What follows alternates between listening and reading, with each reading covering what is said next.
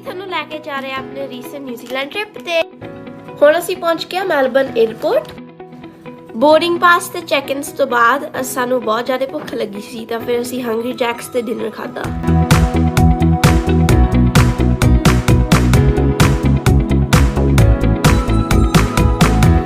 After dinner, we had plenty of time left, so we went and explored the airport.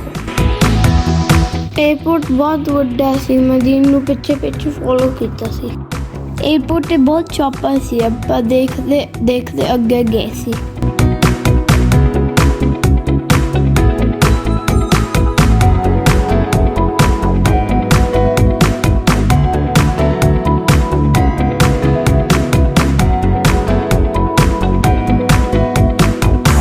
Airport ਦੇ ਵਿੱਚ ਬਹੁਤ ਸਾਰੀਆਂ perfume ਵਾਲੀਆਂ ਦੁਕਾਨਾਂ ਸੀ ਤੇ ਅਸੀਂ ਬਹੁਤ ਸੋਹਣੇ ਪਰਫਿਊਮ ਟੈਸਟ ਕੀਤੇ।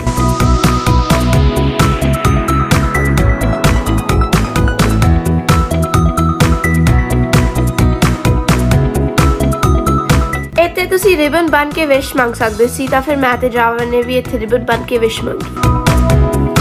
Didi was forcing me to take a picture in this round thingy, but I was absolutely bored of taking pictures. And then we had a little bit messy fight here.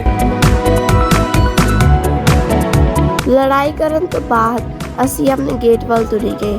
ਸਾਡਾ gate ਜਮਾ and ਦੇ ਵਿੱਚ ਸੀ ਤਾਂ ਫਿਰ ਸਾਨੂੰ ਬਹੁਤ ਜ਼ਿਆਦਾ ਤੁਰਨਾ ਪਿਆ।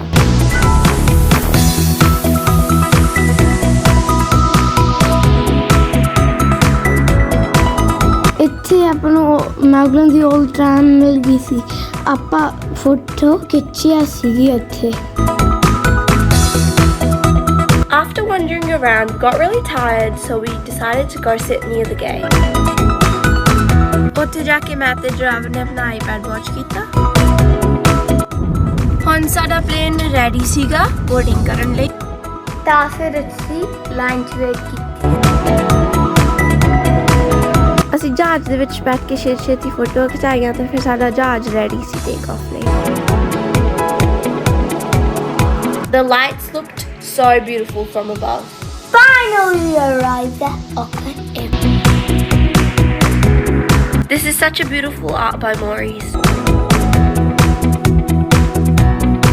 We had another connecting flight in 2 hours, which will take us to Queenstown.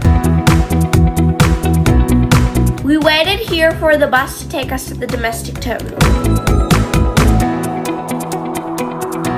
ਸਵੇਰ ਦੇ 8 ਵਜੇ ਸੀ ਤੇ ਅਸੀਂ ਬ੍ਰੈਕਫਾਸਟ ਖਾਣ ਲਈ ਕੋਈ ਜਗ੍ਹਾ ਲੱਭ ਰਹੇ ਸੀ। Finally, we found Macca's, so we had some yummy breakfast here. ਦੀਦੀ ਟੈਬਲੇਟ ਦੇਖ ਰਹੀ ਸੀ ਮੌਜਾਂ ਨਾਲ। ਮੈਂ ਪਿੱਛੇ ਡਰਾਤਾ ਸੀ। Now we have boarded another plane to Queenstown.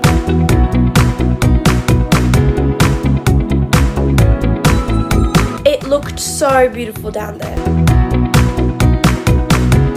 I couldn't wait until we arrived. ਉੱਪਰ ਬਹੁਤ ਸੋਹਣਾ ਵਿਊ ਸੀ। ਮੇਰਾ ਜੀ ਕਰਦਾ ਸੀ ਆਪਾਂ ਛੇਤੀ ਕੁਈਨਸਟਾਊਨ ਆ ਜਾਵੇ।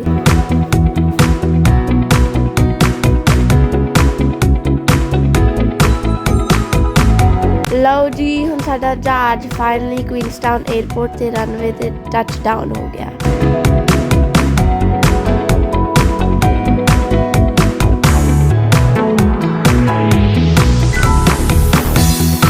ਅਸੀਂ ਕੁਈਨਸਟਾਊਨ 에ਅਰਪੋਰਟ 'ਚ ਪਹੁੰਚ ਗਏ ਸੀ ਤੇ ਆਸੇ-ਪਾਸੇ ਬਹੁਤ ਸੋਹਣਾ ਲੱਗ ਰਿਹਾ ਸੀ।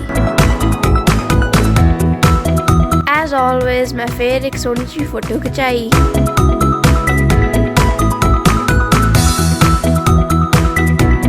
We waited for a taxi and then we saw this attractively noticeable sign here.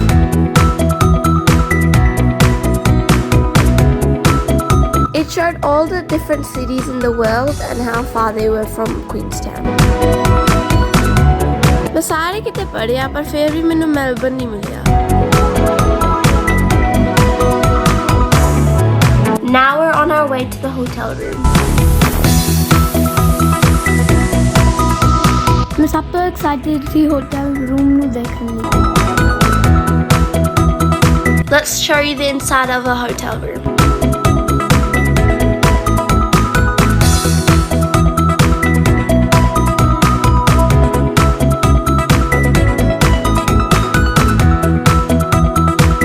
This is the outside view of our hotel.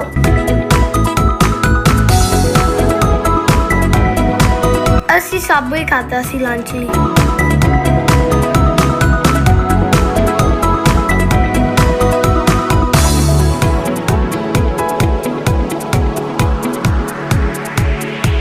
ਮੈਨੂੰ ਸੋਹਣਾ ਜਿਹਾ ਪਿੰਕ ਬੈਂਚ ਲੱਭਿਆ ਤਾਂ ਫਿਰ ਮੈਂ ਇਹਦਾ ਫੋਟੋ ਖਿਚਾਈ। ਤੇ ਫਿਰ ਆਪਾਂ ਨਿਊਜ਼ੀਲੈਂਡ ਦੀ ਕਾਊਂਟਡਾਊਨ ਗਏ ਸੀਗੇ। Look at this pond, guys. It's so cheap. It's only $5.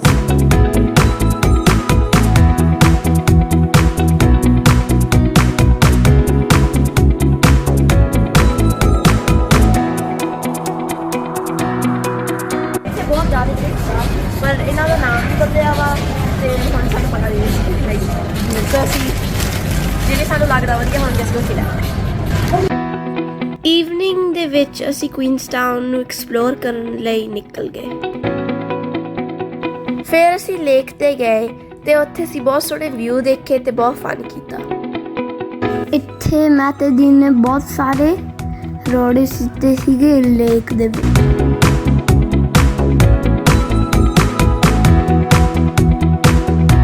We had lots of fun in this park. ਫਿਰ ਮੈਂ ਤੇ ਮੰਮਾ ਨੇ ਇੱਥੇ ਬੈਠ ਕੇ ਸਵਿੰਗ ਲਈ।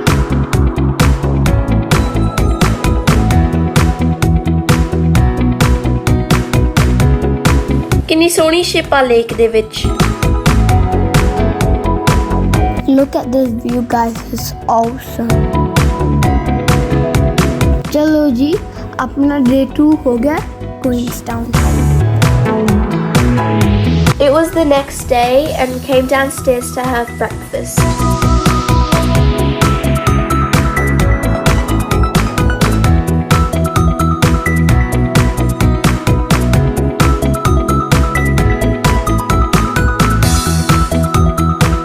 ਹੁਣ ਅਸੀਂ ਤੁਰ ਪਏ ਆਪਣੀ ਨੈਕਸਟ ਡੈਸਟੀਨੇਸ਼ਨ ਲਈ।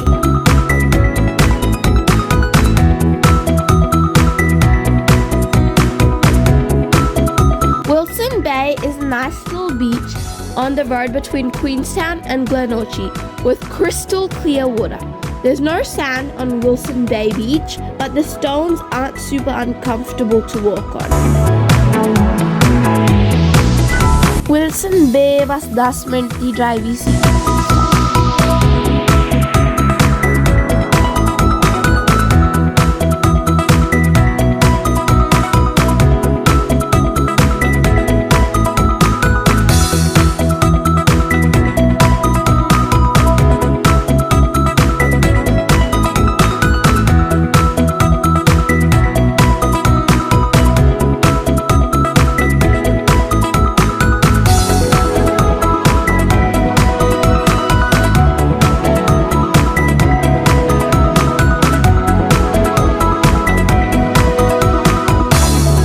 Glenorchy, a true slice of New Zealand paradise, is surrounded by magnificent snow-capped mountains and sits a spectacular 45-minute drive from Queenstown.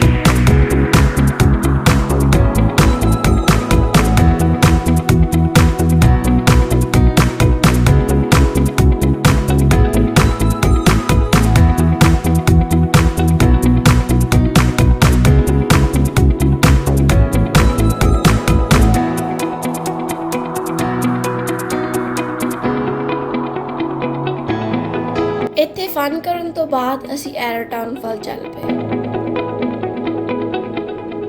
ਐਰੋਟਾਊਨ ਇੱਕ ਹਿਸਟੋਰਿਕ ਗੋਲਡ ਮਾਈਨਿੰਗ ਟਾਊਨ ਹੈ। ਇਹ ਕੁਈਨਸਟਾਊਨ ਤੋਂ 20 ਕਿਲੋਮੀਟਰ ਦੂਰ ਹੈ।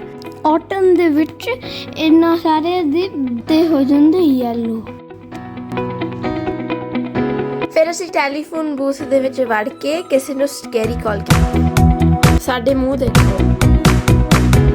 ਇੱਥੇ ਹੁਣ ਅਸੀਂ ਆਪਣੀ ਛੋਟੀ ਜਿਹੀ ਫੋਟੋ ਸ਼ੂਟ ਕਰ ਰਹੇ ਹਾਂ। ਤੇ ਡਰਾਈਵਰ ਬਹੁਤ ਤੰਗ ਹੋ ਰਿਹਾ। ਇਹ ਪੁਰਾਣਾ ਜਿਹਾ ਵਿਲੇਜ ਬਣਿਆ ਵਾ ਤੇ ਸਾਰਾ ਕੁਝ ਪੁਰਾਣਾ ਹੈ।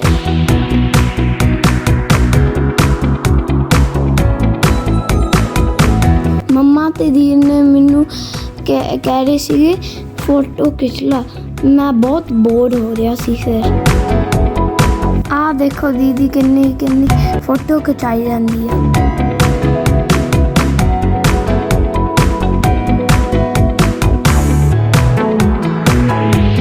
ਇਹਨਾਂ ਨੇ ਬਹੁਤ ਸਾਰੀਆਂ ਪੁਰਾਣੀਆਂ ਬਿਲਡਿੰਗਸ ਨੂੰ ਹਜੇ ਵੀ ਉਵੇਂ ਹੀ ਸੰਭਾਲ ਕੇ ਰੱਖਿਆ।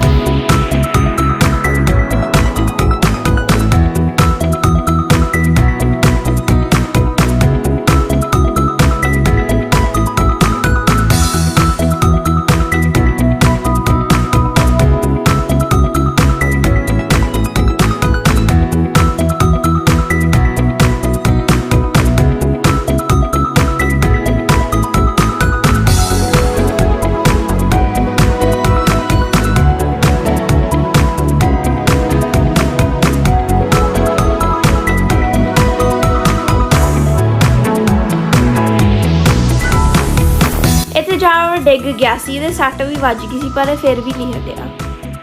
ਮੇਰੀ ਕੋਈ ਨਹੀਂ ਸੱਟ ਵੱਜੀ ਸੀ, ਦੀਦੀ ਜਾਣ ਕੇ ਕਹੀ ਜਾਂਦੀ। ਜਦੋਂ ਅਸੀਂ ਕੁਈਨਸਟਾਊਨ ਨੂੰ ਵਾਪਸ ਆ ਰਹੇ ਸੀ ਸਾਨੂੰ ਇਹ ਸ਼ਾਟਓਵਰ ਬ੍ਰਿਜ ਦਿਖਿਆ। ਸਿਰਫ 10 ਕਿਲੋਮੀਟਰ ਦੂਰ ਸੀ ਕੁਈਨਸਟਾਊਨ ਤੋਂ।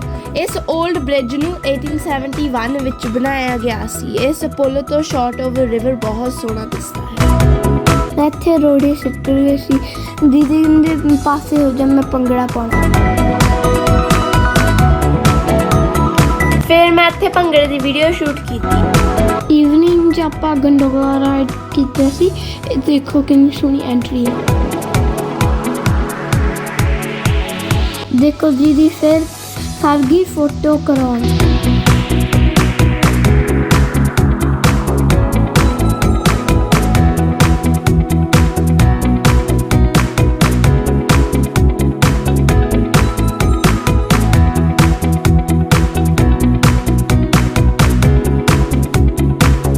ਇੱਥੇ ਅਸੀਂ ਗੰਡੋਲਾ ਰਾਈਡਸ ਦੀਆਂ ਟਿਕਟਾਂ ਲਈਆਂ।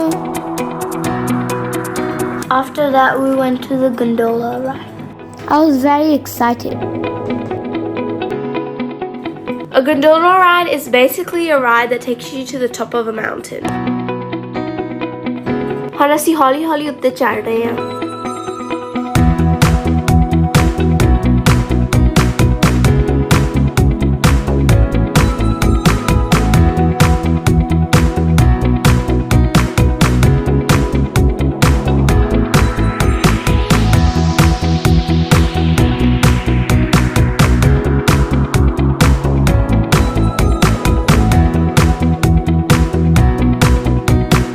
ਜਦੋਂ ਅਸੀਂ ਉੱਪਰ ਪਹੁੰਚਣ ਲੱਗੇ ਮੰਮਾ ਨੂੰ ਇੰਨਾ ਡਰ ਲੱਗਿਆ। ਮੰਮਾ was horribly scared ਤੇ ਮੰਮਾ ਨੇ ਵਾਹਿਗੁਰੂ ਵਾਹਿਗੁਰੂ ਕੀਤਾ।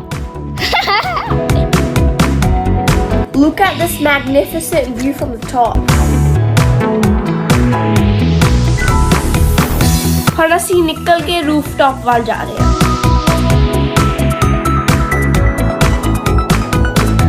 ਰੂਫਟੌਪ ਦੇ ਉੱਤੇ ਆਪਾਂ ਫੋਟੋ ਖਿੱਚ ਰਹੀ ਸੀ ਤੇ ਫਿਰ ਮੈਂ ਬੋਰਡ ਬਹੁਤ ਹੋ ਗਈ ਸੀ। ਇੱਥੇ ਸਾਰਾ ਕੁਈਨਸਟਾਊਨ ਦਿਖਦਾ ਸੀ, ਬਹੁਤ ਸੋਹਣਾ ਸੀ।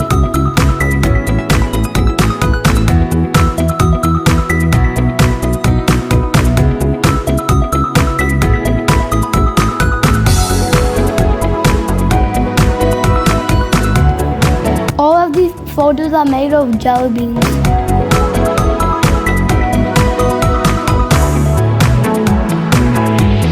ਅਸੀਂ ਗੋ ਕਾਰਟਿੰਗ ਲਈ ਰੈਡੀ ਹੋ ਗਏ ਸੀ ਆਪਣੇ ਹੈਲਮਟ ਪਾ ਕੇ।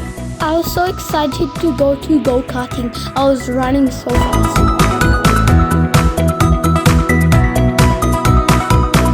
This was the last activity for the day.